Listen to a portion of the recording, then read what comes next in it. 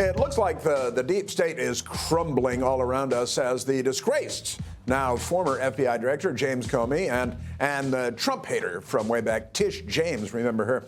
They're both indicted, which is real good. It's a good start, I think, scratching the surface. President Trump dropping clues as to who might be next. The president writing on Truth Social, he said this: "The Ukraine impeachment of me scam was a far bigger illegal hoax than Watergate. I sincerely hope the necessary authorities, including Congress, are looking into this. Adam Schifty Schiff was so dishonest and corrupt. So many laws and protocols were violated and just plain broken."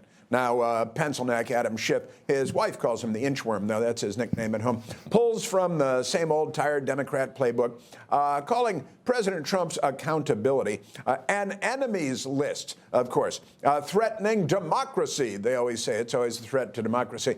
They just, they spin everything away from accountability, which is what we're talking about. Right, and look, I remember during the first Trump term when I was at the White House, there was always this conversation about Adam Schiff saying, I have the evidence. I have the evidence on the Russia hoax. And he would go on TV and say it constantly. There was no evidence. And he said he was in the classified briefings. Exactly. Yeah. So I remember even Representative Nunes basically going to the White House and telling President Trump, look, they don't have anything on you. So the mere fact is that Schifty Schiff was part of the whole conspiracy theory to take down Donald Trump, you know, in terms of trying to make it seem like Donald Trump was guilty, which he wasn't. And I think that, I hate to say it, but you pay a price. There has to be the accountability for the lies that he spewed during this whole entire period of time in taking Donald Trump down. Well, and fully Schiffless was on CNN, I think, every hour of every day for several years. And again, he was saying, well, I'm in a whispering now,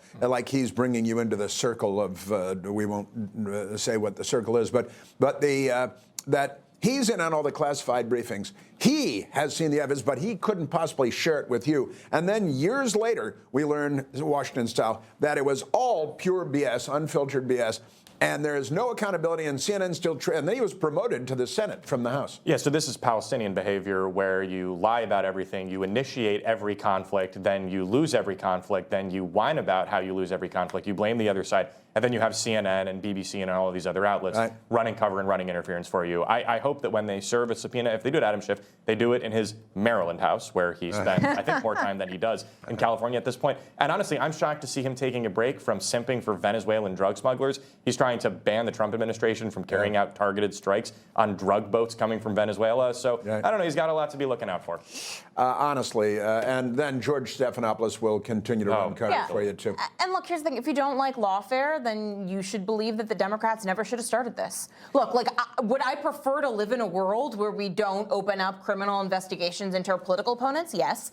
And who started that? The Democrats. They made the bed. We all have to lie in it. You can't put the toothpaste back in the tube. Just don't run a black light over that thing, though. But honestly, they started this lawfare. I've got a list. It's pages and pages long of all the people in the Trump circle, the inner circle, that they charged with crimes over the course of the Trump administration and after during the Biden administration. And then these guys who we watched commit all these atrocities think that they can just go on their merry way. So a lot of the people who were charged that were in the Trump circle with crimes actually got convicted. I don't think you're going to get a conviction out of these, retribution, attempts here that you have. You're not going to get a conviction. What they're going to do is tie them up in court, try to make them go broke, and that's basically payback. And I do want to live in a society that doesn't really want, that doesn't have that, on the menu, that they actually work for the American people. That's what I hope that our government officials If he can solve the Middle East in the meantime, all right, whatever. If he needs a side habit, a hobby. But it's not solved, and that's why is it not solved? Because of Palestinian intransigence. And they're committed by a Democrat jury in Washington, D.C. for double parking or whatever. Okay, now coming up.